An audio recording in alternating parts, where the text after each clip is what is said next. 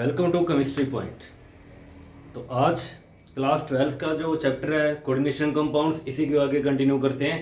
और last lecture में जो कवर किया था वो सारा कवर किया था आइसोमेरिज्म के बारे में कि आइसोमेरिज्म का मीनिंग क्या होता है, वो कितने टाइप्स की होती है, तो वो सारा इसमें लास्ट लेक्चर में कवर किया था। और आज का जो टॉपिक है, आज आता है इसमें वर्नर्स थ्योरी कि कोऑर्डिनेशन कंपाउंड्स के केस में वर्नर्स ने अपनी थ्योरी में क्या बताया था। तो आज का जो टॉपिक है आज आता है इसमें, तो नेक्स्ट इसमें जो टॉपिक आता है नेक्स्ट आता है इसमें Werner's theory of coordination compounds कि वर्नर ने अपनी थ्योरी में क्या क्या बताया था। तो ये सारा आज इसमें स्टडी करना है। स्टार्ट करते हैं इसके एक्सपेरिमेंटल पार्ट से कि वर्नर ने अपने एक्सपेरिमेंट में क्या क्या किया था। उसके बाद पढ़ेंगे पोस्टुलेट्स, उसके बाद पढ़ेंगे कंपाउंड्स की स्ट्रक्चर कैसे ड्रॉ करते हैं आप on the basis of Werner theory कि वर्नर थ्योरी का यूज करके आप किसी कंपाउंड की स्ट्रक्चर आप कैसे ड्रॉ करते हैं। तो स्टार्ट करते हैं इसके एक्सपेरिमेंटल पार्ट से कि वर्नर ने अपने एक्सपेरिमेंटल पार्ट में क्या एक्सपेरिमेंट किया था। वर्नर ने क्या किया था, एक एक्सपेरिमेंट परफॉर्म किया था। वर्नर ने एक एक्सपेरिमेंट परफॉर्म किया था और एक्सपेरिमेंट में करवाई थी reaction between COCl3 and ammonia. Between COCl3 and ammonia, इन दोनों में क्या करवाई थी, एक एक्सपेरिमेंट करवाया था, रिएक्शन करवाई थी। कि वर्नर ने एक एक्सपेरिमेंट परफॉर्म किया था और एक्सपेरिमेंट में करवाई थी reaction between COCl3 and ammonia. और यहां से काफी तरह के कंपाउंड्स की फॉर्मेशन हुई थी, मिक्सचर बना था। यहां से काफी तरह के कंपाउंड्स की फॉर्मेशन हुई थी। यहां से COCl3 6NH3 ये भी बना था। यहां से COCl3 5NH3 ये भी बना था। COCl3 4NH3 ये भी बना था। COCl3 3NH3 तो ये भी बना था। मतलब यहां से काफी तरह के कंपाउंड्स की फॉर्मेशन हुई थी। फर्दर इन सभी कंपाउंड्स में इसमें भी ऐड कर दिया एक्सेस में EgNO3, इसमें भी एक्सेस में EgNO3 ऐड कर दिया, इसमें भी एक्सेस में EgNO3 ऐड कर दिया, इसमें भी एक्सेस में EgNO3 ऐड कर दिया। तो जितने भी कंपाउंड्स यहाँ पे बने थे फर्दर उन सभी की रिएक्शन करवा दी EgNO3 के साथ। मतलब सभी में एक्सेस में ऐड कर दिया EgNO3। अब क्या ऑब्जर्वेशन नोट की, ये इंपॉर्टेंट है, यहां से एग्जाम में पूछते हैं, ये वाला टॉपिक इंपॉर्टेंट है। तो यहां से क्या होता है कि जब इस कंपाउंड ने EgNO3 के साथ रिएक्शन की तो क्या नोट किया, तो यहां से क्या बन रहे थे, 3 AgCl बन रहे थे। तो यहां से क्या बन रहे थे, 3 AgCl के मोल्स क्या हो रहे थे, प्रेसिपिटेट हो रहे थे। मतलब यहां से 3 AgCl के मोल्स क्या हो रहे थे, प्रेसिपिटेट हो रहे थे। ये नोट किया। अभी मैंने सिर्फ एक ही मोल लिखा है, तो यहाँ पे 3 AgCl के मोल प्रेसिपिटेट हो रहे थे, तो 3 AgCl यहां से बन रहे थे। मतलब अब ये बताना है कि जब इस कंपाउंड ने EgNO3 के साथ रिएक्शन की तो वहां से 3 AgCl बन रहे थे, तो कंपाउंड का फॉर्मूला क्या बनेगा, इस कंपाउंड का फॉर्मूला क्या होना चाहिए in terms of coordination compounds. जैसे आप कोऑर्डिनेशन कंपाउंड्स में क्या लिखते हैं, काउंटर आयन भी शो करते होते हैं, फिर मेटल भी शो करते हैं, लिगेंड भी शो करते हैं। तो उस वे में इस कंपाउंड का फॉर्मूला क्या बनना चाहिए कि जब इस कंपाउंड ने इसके साथ रिएक्शन शो की तो वहां से क्या बन रहे थे, 3 AgCl के मोल्स क्या हो रहे थे, प्रेसिपिटेट हो रहे थे। तो इस कंपाउंड का फॉर्मूला क्या बनना चाहिए, ध्यान से चेक करना। 3 AgCl बन रहे हैं। अब 3 AgCl कब बनेंगे, EgNO3 यूज किया हुआ एक्सेस में। 3 AgCl कब बनेंगे, जब 3 सिल्वर यहां से आएंगे और 3 Cl कहां से आएंगे, यहां से, तभी तो 3 AgCl बनेंगे। 3 सिल्वर तो यहां से आएंगे और 3 Cl कहां से आएंगे, यहां से। तो 3 Ag यहां से, 3 Cl यहां से, तो क्या बना देंगे, 3 AgCl। Ag क्या होता है, कटायन, मतलब Ag तो कटायन है, Cl क्या होता है, अनायन। तो 3 कटायन यहां से आएंगे, 3 अनायन आएंगे यहां से। 3 कटायन यहां से, 3 कटायन यहां से आएंगे, 3 अनायन यहां से आएंगे। मतलब ये वाले जो 3 Cl प्रेजेंट है वो प्रेजेंट है एज ए अनायन। ये वाले जो 3 Cl प्रेजेंट है ये प्रेजेंट है एज ए अनायन, तभी तो 3 AgCl बनेंगे। और अनायन में अगर आप देखें कोऑर्डिनेशन कंपाउंड्स के फॉर्म में पहले वाला पार्ट क्या होता है, कटायन, बाद वाला पार्ट क्या होता है, अनायन होता है। मतलब Cl आप कहां लिखेंगे, बाद में लिखेंगे, क्योंकि ये अनायन की फॉर्म में प्रेजेंट है। तो 3 Ag यहां से, 3 Cl यहां से, तो यहां से फिर क्या बना देंगे, 3 AgCl। पहले वाला कटायन, बाद वाला अनायन होता है। मतलब ये वाले जो 3 Cl प्रेजेंट है ये प्रेजेंट है एज ए अनायन। तो ये एज ए अनायन प्रेजेंट है, तो इसका आप कोऑर्डिनेशन स्फीयर के कहां लिखेंगे, बाहर लिखेंगे। तो ये 3 Cl कहां लिखेंगे, आप बाहर लिखेंगे, क्योंकि ये एज ए अनायन प्रेजेंट है। फिर अंदर क्या बचेगा, मेटल क्या आ रही है, कोबाल्ट। NH3 कितने आएंगे, 6 आएंगे, तो NH3 6। तो ये इस कंपाउंड का फॉर्मूला बनेगा in terms of coordination compounds. Formula exam में पूछते होते हैं और उसका IUPAC ने स्टेटमेंट में ऐसा लिखा होगा कि when this compound is treated with this वैसे एग्जाम्पल बता रहा हूं मैं, and they form 3 mole of AgCl, then what will be the formula of coordination compound and write its IUPAC name. इस तरह से स्टेटमेंट पूछते मतलब मेंशन की होती है, और उस स्टेटमेंट में ये मेंशन किया होगा कि AgCl कितने बनते हैं, वहीं से आंसर आएगा।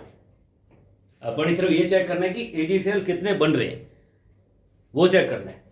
यहां से चेक करना, जब इस कंपाउंड की रिएक्शन इसके साथ करवाई तो वहां से 2 AgCl के मोल्स प्रेसिपिटेट हो रहे थे, तो यहां से 2 AgCl के मोल्स क्या हो रहे थे, प्रेसिपिटेट हो रहे थे।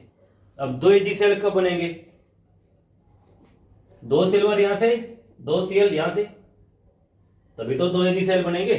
मतलब 2 कटायन तो यहां से आएंगे, 2 अनायन यहां से आएंगे, तभी तो 2 AgCl बनेंगे।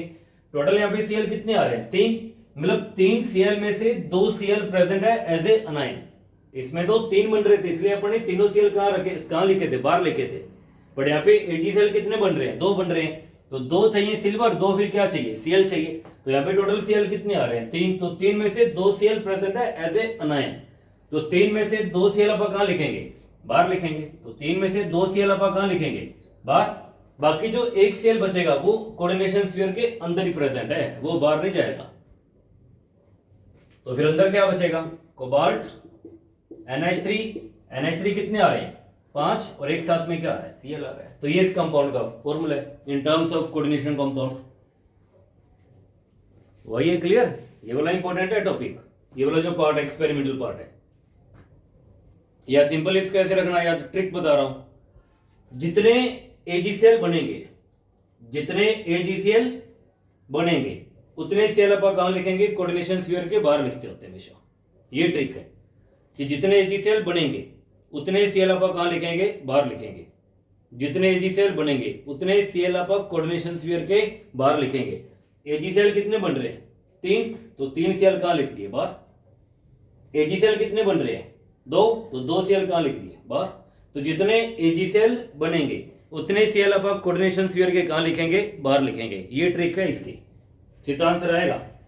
जब इस कंपाउंड की रिएक्शन इसके साथ करवाई तो यहां से क्या बन रहा था, 1 AgCl बन रहा था, तो 1 AgCl का मोल क्या हो रहा था, प्रेसिपिटेट हो रहा था। अब 1 AgCl बन रहा है तो कितने Cl बाहर लिखेंगे, 1 Cl बाहर लिखेंगे। टोटल Cl कितने आ रहे हैं, 3, तो 3 में से 1 Cl अपन कहां लिखेंगे, 1 Cl अपन कहां लिखेंगे, बाहर। बाकी बचेंगे 2 Cl, वो कहां लिखेंगे, अंदर लिखेंगे। तो ये कोबाल्ट, उसके बाद NH3 कितने आ रहे हैं, 4, NH3 4, और अंदर Cl कितने बचेंगे, 2। जब इस कंपाउंड की रिएक्शन इसके साथ करवाई तो वहां से 0 AgCl बन रहे थे, कोई भी AgCl नहीं बन रहा था। तो यहां से 0 AgCl बन रहा था, मतलब कोई भी AgCl नहीं बन रहा था। अब 0 AgCl बन रहे हैं तो कितने Cl आप बाहर लिखेंगे, 0, क्योंकि इसमें 0 बन रहे हैं तो 0 Cl आप कहां लिखेंगे, बाहर लिखेंगे। तो तीनों इसमें 3 Cl आ रहे हैं तो तीनों Cl आप कहां लिखेंगे, अंदर लिखेंगे। मतलब इसमें जो 3 Cl प्रेजेंट है वो अंदर ही प्रेजेंट है, कोई भी Cl बाहर नहीं जाएगा। तो ये बनेंगे मॉलिक्यूलर फॉर्मूले in terms of coordination compounds. और ये वाला पार्ट इंपॉर्टेंट है, एग्जाम में पूछते होते हैं। वहां पे सिर्फ ये चेक करना कि AgCl के कितने मोल्स बन रहे हैं, सीधा वहीं से आंसर आएगा।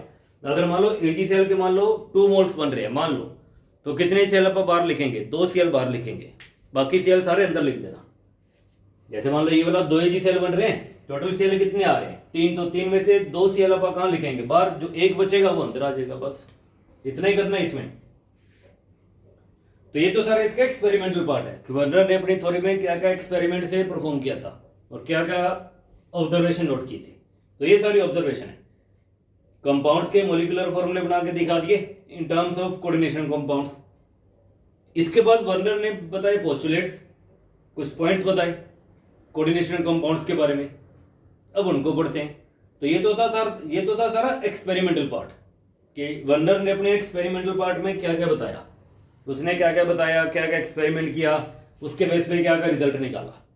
तो इसकी ट्रिक एक बार मैं फिर से रिपीट कर देता हूं कि जितने AgCl बनेंगे उतने Cl आप कहां लिखेंगे, कोऑर्डिनेशन स्फीयर के बाहर लिखेंगे। ये ट्रिक है, इससे आंसर आएगा सीधा। वह क्लियर, ये एक्सपेरिमेंटल पार्ट सारा। अब स्टार्ट करते हैं पोस्टुलेट्स कि वर्नर ने अपने थ्योरी में क्या क्या पोस्टुलेट बताए थे। फर्स्ट पॉइंट में ये बोला था कि हर एक सेंट्रल मेटल एटम के पास 2 टाइप की वैलेंसी होती है। मान लो कोई भी मेटल है, उसके पास 2 टाइप की वैलेंसी होती है। एक होती है प्राइमरी वैलेंसी और एक होती है सेकेंडरी वैलेंसी। ये फर्स्ट पॉइंट है कि every central metal atom possess two types of valency. हर एक सेंट्रल मेटल एटम के पास दो टाइप की वैलेंसीज होती है, एक होती है प्राइमरी वैलेंसी, इसको बोलते हैं शॉर्ट में पीवी, और एक होती है सेकेंडरी वैलेंसी, इसको बोलते हैं शॉर्ट में एसवी। ये फर्स्ट पॉइंट है कि हर एक सेंट्रल मेटल एटम के पास दो टाइप की वैलेंसी होती है, एक होती है प्राइमरी वैलेंसी और एक होती है सेकेंडरी वैलेंसी। अब प्राइमरी वैलेंसी का मीनिंग क्या होता है और सेकेंडरी वैलेंसी का मीनिंग क्या होता है, ये बताया था सेकंड पॉइंट में कि प्राइमरी वैलेंसी क्या होती है और सेकेंडरी वैलेंसी क्या होती है। प्राइमरी वैलेंसी क्या होता है, ऑक्सीडेशन नंबर या ऑक्सीडेशन स्टेट भी बोल देते हैं, या तो बोल दो ऑक्सीडेशन नंबर या फिर बोल दो ऑक्सीडेशन स्टेट बोल दो, दोनों का मीनिंग क्या आएगा, सेम आएगा। मतलब प्राइमरी वैलेंसी क्या होता है कि अपने ऑक्सीडेशन नंबर या ऑक्सीडेशन स्टेट, मतलब जितनी ऑक्सीडेशन स्टेट जितना ऑक्सीडेशन नंबर उतनी होती है प्राइमरी वैलेंसी, जितना ऑक्सीडेशन नंबर आएगा उतनी क्या होती है प्राइमरी वैलेंसी, और जितना कोऑर्डिनेशन नंबर आएगा उतनी क्या होती है सेकेंडरी वैलेंसी। तो सेकेंडरी वैलेंसी क्या होता है, कोऑर्डिनेशन नंबर। सेकेंडरी वैलेंसी क्या होता है, coordination number of central metal atom, कि मेटल का कितना कोऑर्डिनेशन नंबर है। और कोऑर्डिनेशन नंबर कैसे निकालते हैं, ऑक्सीडेशन नंबर कैसे निकालते हैं, ये सारा फाइंड आउट किया था लास्ट लेक्चर्स में। तो प्राइमरी वैलेंसी क्या होता है, सेकेंडरी वैलेंसी क्या होता है, प्राइमरी वैलेंसी क्या होता है ऑक्सीडेशन नंबर, और सेकेंडरी वैलेंसी क्या होता है कोऑर्डिनेशन नंबर। ये सेकंड पॉइंट है। इसके बाद थर्ड पॉइंट में ये बोला था कि हर एक सेंट्रल मेटल एटम क्या करेगा, वो दोनों टाइप की वैलेंसी को वो बैलेंस करने की कोशिश करेगा। हर एक सेंट्रल मेटल एटम क्या करेगा, दोनों टाइप की वैलेंसी को वो सेटिस्फाई करने की कोशिश करेगा, मतलब बैलेंस करने की कोशिश करेगा। ये थर्ड पॉइंट है कि every central metal atom tends to satisfy both its primary valency and secondary valency. तो हर एक सेंट्रल मेटल एटम दोनों टाइप के वैलेंसी को वो सेटिस्फाई करने की क्या करेगा, कोशिश करेगा, मतलब बैलेंस करने की कोशिश करेगा। अब बैलेंस होगी कैसे, प्राइमरी वैलेंसी कैसे सेटिस्फाई होती है, सेकेंडरी वैलेंसी कैसे सेटिस्फाई होती है या बैलेंस होती है, ये बताया था फोर्थ पॉइंट में। जैसे मतलब फॉर एग्जांपल इसने ये वाला यूज किया था, तो ये एक्सपेरिमेंटल पार्ट था सारा, ये मैं रब कर देता हूं। इसके बाद फिफ्थ पॉइंट में ये बताया था, फोर्थ पॉइंट में सॉरी, प्राइमरी वैलेंसी कैसे सेटिस्फाई होती है और सेकेंडरी वैलेंसी कैसे सेटिस्फाई होती है। तो ये थे इसके अभी फोर्थ पॉइंट, 3 पॉइंट कर लिए, फोर्थ पॉइंट चल रहा है। तो एक्सपेरिमेंटल पार्ट में सारा इसमें रब कर रहा हूं। जैसे COCl3 यूज किया था इसने एक्सपेरिमेंट में, तो COCl3 का यूज ही मैं करके बता रहा हूं। COCl3 यूज किया था, जैसे मान लो ये COCl3 है, अगर आप निकालते हैं कोबाल्ट का ऑक्सीडेशन नंबर यहां पे कितना आ जाएगा, +3 आएगा। मतलब प्राइमरी वैलेंसी कितनी है, +3, या बोल दो 3 बोल दो। अब +3 चार्ज आ रहा है, मतलब इसमें जो प्राइमरी वैलेंसी है वो कितनी आ रही है, 3 आ रही है। अब +3 चार्ज को बैलेंस कौन करेगा, पॉजिटिव चार्ज आ रहा है, पॉजिटिव चार्ज को बैलेंस कौन करेगा, जिसके ऊपर चार्ज होगा नेगेटिव। यहां पे कौन प्रेजेंट है, Cl, और एक Cl के ऊपर कितना चार्ज होता है, -1। 3 Cl के ऊपर कितना चार्ज आएगा, -3, मतलब इसके ऊपर नेगेटिव चार्ज है। तो पॉजिटिव चार्ज को कौन बैलेंस करेगा, अनायन करेगा। तो +3 चार्ज को बैलेंस करने के लिए इसके पास 3 अनायंस भी प्रेजेंट है, मतलब प्राइमरी वैलेंसी को कौन सेटिस्फाई करेगा, अनायन सेटिस्फाई करेगा। प्राइमरी वैलेंसी किससे बैलेंस होती है, अनायन से बैलेंस होती है। ये लिखा हुआ है फोर्थ पॉइंट में कि primary valency is satisfied by anions, मतलब जो प्राइमरी वैलेंसी है वो कौन सेटिस्फाई करेगा, अनायन सेटिस्फाई करेगा। क्योंकि +3 चार्ज आ रहा है और +3 चार्ज को बैलेंस करने के लिए 3 फिर क्या चाहिए, अनायन भी चाहिए, और इसके पास 3 अनायन भी प्रेजेंट है। मतलब जो प्राइमरी वैलेंसी है वो अनायन से क्या होती है, सेटिस्फाई होती है। प्राइमरी वैलेंसी को कौन बैलेंस करेगा, अनायन बैलेंस करेगा। अब सेकेंडरी वैलेंसी क्या बताएगा अपने को, कोऑर्डिनेशन नंबर। सेकेंडरी वैलेंसी क्या बताएगा, कोऑर्डिनेशन नंबर। और कोऑर्डिनेशन नंबर किसके कारण आता है, ड्यू टू लिगेंड। लिगेंड्स के नेचर पे डिपेंड करता है कि लिगेंड मोनोडेंटेट है या बाइडेंटेट है, लिगेंड्स के नेचर पे डिपेंड करेगा। अब लिगेंड पे चार्ज फिर या तो क्या होगा, पॉजिटिव चार्ज होगा, या लिगेंड के ऊपर चार्ज क्या होगा, नेगेटिव, या लिगेंड के ऊपर कोई चार्ज नहीं होगा, वो कैसा होगा, न्यूट्रल होगा। मतलब सेकेंडरी वैलेंसी किससे सेटिस्फाई होती है, कटायन से भी सेटिस्फाई होती है। पॉजिटिव चार्ज मतलब कटायन, नेगेटिव चार्ज मतलब अनायन, और ये न्यूट्रल है। मतलब सेकेंडरी वैलेंसी कटायन से भी सेटिस्फाई होती है, अनायन से भी सेटिस्फाई होती है, और न्यूट्रल मॉलिक्यूल से भी सेटिस्फाई होती है। तो सेकेंडरी वैलेंसी अनायन, कटायन और न्यूट्रल मॉलिक्यूल्स, इन तीनों से क्या होती है, सेटिस्फाई होती है। ये पॉइंट नंबर 4 है। वही है, क्लियर यहां तक 4 पॉइंट्स बने थ्योरी की। तो ये तो था फोर्थ पॉइंट। इसके बाद जो फिफ्थ पॉइंट आता है, फिफ्थ में ये बोला था कि हर एक सेंट्रल मेटल एटम की सेकेंडरी वैलेंसी फिक्स होती है। हर एक सेंट्रल मेटल एटम की सेकेंडरी वैलेंसी क्या होती है, फिक्स होती है। और उसी नंबर को आप क्या बोलते हैं, कोऑर्डिनेशन नंबर। मतलब हर एक मेटल का कोऑर्डिनेशन नंबर क्या होता है, फिक्स होता है हर एक मेटल का। ये पॉइंट नंबर फिफ्थ है कि every central metal atom has fixed number of every central metal atom has fixed number of secondary valency and this number is called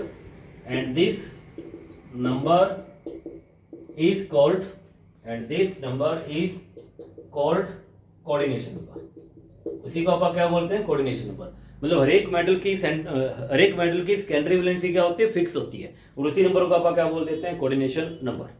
हर एक मेटल का ये फिक्स होता है। उसके बाद जो सिक्स पॉइंट है, प्राइमरी वैलेंसी की रिप्रेजेंटेशन क्या होती है, सेकेंडरी वैलेंसी की रिप्रेजेंटेशन क्या होती है, ये बताया था पॉइंट नंबर 6 में। प्राइमरी वैलेंसी को रिप्रेजेंट करते हैं अपन, इसकी जो रिप्रेजेंटेशन होती है वो होती है डॉटेड लाइन। इस तरह से डॉटेड लाइन होती है। प्राइमरी वैलेंसी की रिप्रेजेंटेशन होती है डॉटेड लाइन से, और सेकेंडरी वैलेंसी की रिप्रेजेंटेशन होती है डार्क लाइन से। या तो बोल दो डार्क लाइन या बोल दो थिक लाइन, डार्क लाइन या थिक लाइन। प्राइमरी वैलेंसी की जो रिप्रेजेंटेशन है, प्राइमरी वैलेंसी की रिप्रेजेंटेशन होती है डॉटेड लाइन से, और सेकेंडरी वैलेंसी की रिप्रेजेंटेशन होती है डार्क लाइन से या थिक लाइन से। मतलब जितनी होती है प्राइमरी वैलेंसी उतनी आप लगाएंगे डॉटेड लाइन, और जितनी होती है सेकेंडरी वैलेंसी उतनी आप लगाएंगे डार्क लाइन, उतनी आप क्या लगाएंगे, थिक लाइन लगाएंगे।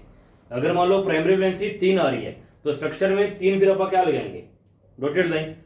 अगर मान लो सेकेंडरी वैलेंसी 6 आ रही है तो 6 फिर आप क्या लगाएंगे, dotted line, sorry thick line या डार्क लाइन। तो जितनी होती है सेकेंडरी वैलेंसी, मतलब जितना कोऑर्डिनेशन नंबर उतनी आप लगाते होते हैं डार्क लाइन, और जितना ऑक्सीडेशन नंबर उतनी आप लगाते होते हैं डॉटेड लाइन। तो ये इनकी रिप्रेजेंटेशन है। इसके बाद जो लास्ट पॉइंट है, ये लास्ट पॉइंट में क्या बताया था, पॉइंट नंबर 7।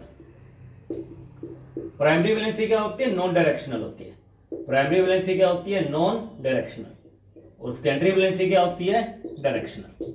सेकेंडरी वैलेंसी क्या होती है, डायरेक्शनल। तो ये पोस्टुलेट्स हैं।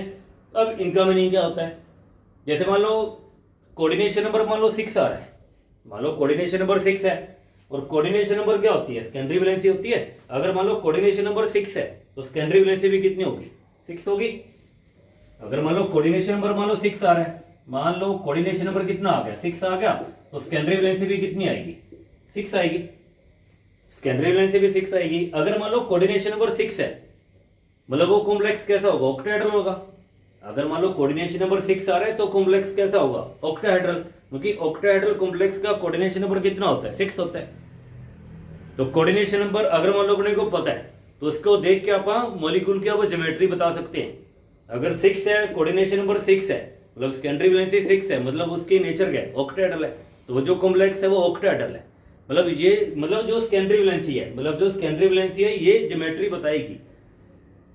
इसलिए आप इसको क्या बोलते हैं, डायरेक्शनल। मतलब सेकेंडरी वैलेंसी का यूज करके आप मॉलिक्यूल की ज्योमेट्री बता सकते हैं कि जो मॉलिक्यूल गिवन है वो ऑक्टाहेड्रल है या टेट्राहेड्रल है, आप ये बता सकते हैं। इसलिए सेकेंडरी वैलेंसी को आप क्या बोलते हैं, डायरेक्शनल। प्राइमरी वैलेंसी क्या बताएगा, यहां पढ़ा था, प्राइमरी वैलेंसी क्या बताएगा, ऑक्सीडेशन नंबर, और ऑक्सीडेशन नंबर या ऑक्सीडेशन स्टेट, और ये क्या होता है, चार्ज होता है। मतलब ये तो चार्ज बताएगा। अब चार्ज मान लो +3 आ रहा है या +4 आ रहा है, वो तो जस्ट एक चार्ज, मतलब चार्ज बताएगा। अब चार्ज का यूज करके आप ज्योमेट्री नहीं बता सकते। अगर मान लो +4 चार्ज आ रहा है तो ज्योमेट्री बताना पॉसिबल नहीं है, ज्योमेट्री बताना पॉसिबल नहीं है। इसलिए प्राइमरी वैलेंसी क्या होता है, नॉन डायरेक्शनल। तो ये तो किसको रिप्रेजेंट करेगा, सिर्फ और सिर्फ चार्ज को रिप्रेजेंट करेगा, सिर्फ चार्ज को। और चार्ज मान लो +4 आ रहा है, अब +4 का यूज करके आप ये नहीं बता पाएंगे कि वो जो कॉम्प्लेक्स गिवन है वो ऑक्टाहेड्रल है या टेट्राहेड्रल है, क्योंकि वो तो एक चार्ज है। तो ये ज्योमेट्री नहीं बताएगा। अगर ज्योमेट्री नहीं बताएगा, इसलिए इसको आप क्या बोलते हैं, नॉन डायरेक्शनल। तो ये क्या होता है, नॉन डायरेक्शनल। तो ये थी सारी वर्नर स्टोरी, जो इसका एक्सपेरिमेंटल पार्ट में क्या बताया था। उसके बाद फिर वर्नर ने क्या क्या पोस्टुलेट बताए, तो उन्होंने पोस्टुलेट्स में क्या क्या बताया था। तो ये सारे पोस्टुलेट्स है। अब इसके बाद जो स्टार्टिंग में कंपाउंड्स बने थे, एक्सपेरिमेंटल वाला जो पार्ट कवर किया था, उसमें जो कंपाउंड्स बने थे उन कंपाउंड्स की स्ट्रक्चर ड्रॉ करते हैं। On the basis of Werner theory, कि वर्नर थ्योरी के अकॉर्डिंग उन कंपाउंड्स की स्ट्रक्चर क्या बनेगी। 4 कंपाउंड्स बने थे जिसमें AgCl के मोल्स प्रेसिपिटेट मतलब उसके प्रेसिपिटेट हो रहे थे। उन कंपाउंड्स की स्ट्रक्चर ड्रॉ करनी है on the basis of Werner's theory. Start करते हैं फर्स्ट वाले कंपाउंड से। अब जो फर्स्ट कंपाउंड बना था वो ये बना था, तो ये तो सारे इसके पोस्टुलेट्स है, 7 पोस्टुलेट्स कंप्लीट है इसके। तो ये हुआ क्लियर यहां तक, पोस्टुलेट तक। इसके बाद जो नेक्स्ट आता है, स्ट्रक्चर्स आती है। 4 कंपाउंड्स बने थे, अब 4 कंपाउंड्स की स्ट्रक्चर ड्रॉ करनी है अपन कि आप स्ट्रक्चर आप कैसे ड्रॉ कर सकते हैं। तो इसमें स्टार्ट करते हैं स्ट्रक्चर वाला पार्ट, और इसमें जो कंपाउंड फर्स्ट आता है, इसमें जो कंपाउंड फर्स्ट आता है, फर्स्ट जो कंपाउंड बन रहा था, फर्स्ट ये वाला कंपाउंड था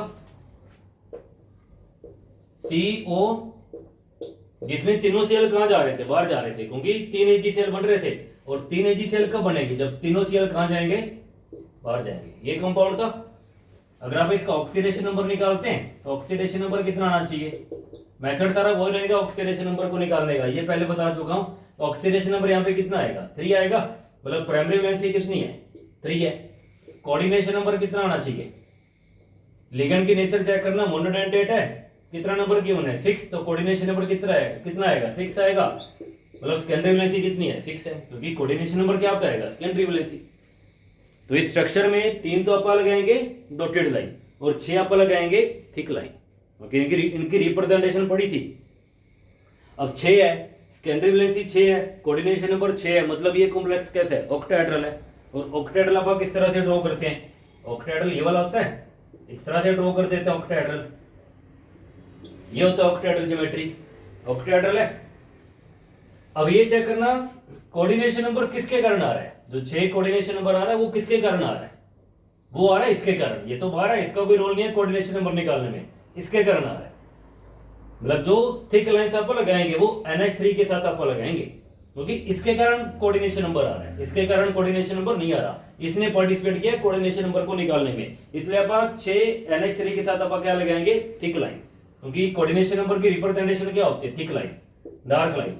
तो 6 के 6 जो NH3 है वो शो कर दो थिक लाइन के साथ, डार्क लाइन के साथ, NH3 NH3 NH3।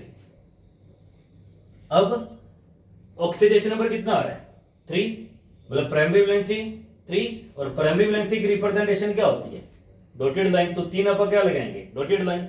अब ऑक्सीडेशन नंबर किसकी वजह से आ रहा है, जो +3 ऑक्सीडेशन नंबर आ रहा है वो किसकी वजह से आ रहा है। जैसे आप इसका मैं निकाल के बताता हूं, कोबाल्ट का अपन निकालना है, X मान लो, NH3 ये तो न्यूट्रल लिगेंड है, 0 चार्ज आएगा, एक सेल के ऊपर चार्ज होता है -1, 3 सेल के ऊपर चार्ज कितना आएगा, -3, यहां पे कोई चार्ज नहीं आ रहा, इज इक्वल टू क्या आएगा, 0, तो X कितना आ जाएगा, 3 आ जाएगा। अब चेक करना ऑक्सीडेशन नंबर किसके कारण आ रहा है, इसके कारण आ रहा है या Cl के कारण आ रहा है। इसके ऊपर तो खुद के ऊपर ही चार्ज 0 है, तो ये वाला जो +3 चार्ज आ रहा है वो किसके कारण आ रहा है, Cl के कारण आ रहा है। मतलब इस Cl ने पार्टिसिपेट किया ऑक्सीडेशन नंबर को निकालने में, इस Cl के कारण ऑक्सीडेशन नंबर आ रहा है, मतलब प्राइमरी वैलेंसी इस Cl के कारण आ रही है। तो इन तीनों Cl के साथ और कितनी आ रही है प्राइमरी वैलेंसी, 3, मतलब डॉटेड लाइन आप कितने लगाएंगे, 3। अब 3 ऑक्सीडेशन नंबर किसके कारण आ रहा है, इन Cl के कारण, मतलब इन 3 Cl के साथ आप क्या लगाएंगे, डॉटेड लाइन।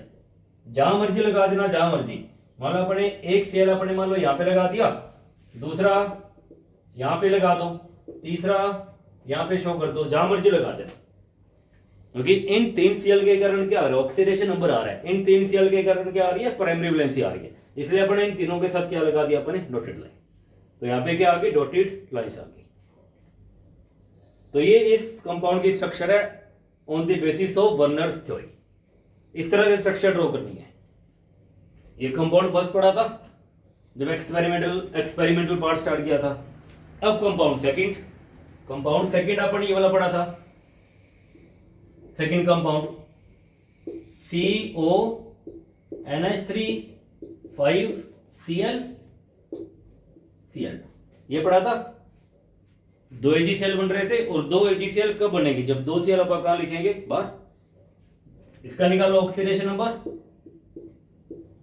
नंबर मतलब प्राइमरी वैलेंसी कितनी आ जाएगी, निकाल के बताते हैं, X NH3 पे 0, Cl पे -1, 2 Cl पे -2, यहाँ पे कोई चार्ज नहीं आ रहा, इज इक्वल टू 0, तो यहाँ से x कितना आ जाएगा 3। मतलब प्राइमरी वैलेंसी कितनी आ रही है, प्राइमरी वैलेंसी कितनी आ रही है 3 आ रही है। मतलब 3 क्या आएंगी डॉटेड लाइन, 3 क्या आएंगी डॉटेड लाइन।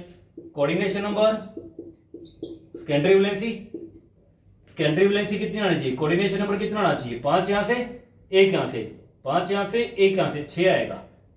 कोऑर्डिनेशन नंबर कितना आ रहा है 6, मतलब 6 आप क्या लगाएंगे ऐसे dark line thick lines. Coordination number 6 फिर से कॉम्प्लेक्स कैसा है ऑक्टाहेड्रल, और ऑक्टाहेड्रल आप किस तरह से ड्रॉ करते हैं, इसी तरह से ड्रॉ करेंगे सेम। ये अब सेकेंडरी वैलेंसी किसके कारण आ रही है, जो कोऑर्डिनेशन नंबर आ रहा है किसके कारण आ रहा है 5 NH3 और 1 Cl, इन दोनों के कारण टोटल 6 कोऑर्डिनेशन नंबर बनेगा। 5 तो आ रहे हैं NH3, एक साथ में क्या आएगा Cl आएगा, मतलब इन दोनों के कारण क्या आएगा कोऑर्डिनेशन नंबर आएगा।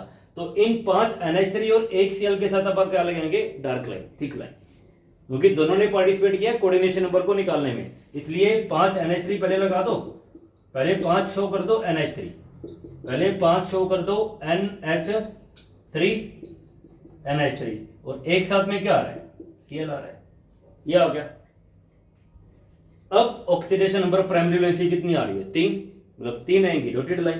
अब ऑक्सीडेशन नंबर किसके कारण आ रहा है, इस पे तो चार्ज 0 है, ऑक्सीडेशन नंबर किसके कारण आएगा इस Cl के कारण और इन दोनों Cl के कारण।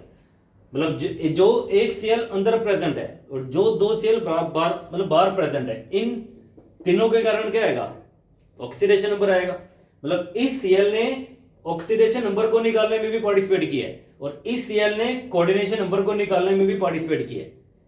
तो इस Cl ने जो Cl अंदर प्रेजेंट है इसके कारण ऑक्सीडेशन नंबर भी आ रहा है। अगर ऑक्सीडेशन नंबर आएगा मतलब ये किस में पार्टिसिपेट करेगा प्राइमरी वैलेंसी को निकालने में, इसके कारण कोऑर्डिनेशन नंबर भी आ रहा है, तो कोऑर्डिनेशन नंबर किस में पार्टिसिपेट करेगा सेकेंडरी वैलेंसी को निकालने में। मतलब इस Cl ने दोनों में ही पार्टिसिपेट किया है, इस Cl ने प्राइमरी वैलेंसी को निकालने में भी हेल्प किया है और सेकेंडरी वैलेंसी को निकालने में भी हेल्प किया है। इसलिए इस Cl के साथ दोनों लाइंस आएंगी, डार्क लाइन भी आएगी, साथ में कौन सी लाइन आएगी थिक लाइन भी आएगी, सॉरी डॉटेड लाइन भी आएगी, क्योंकि इस Cl के कारण दोनों आ रहे हैं।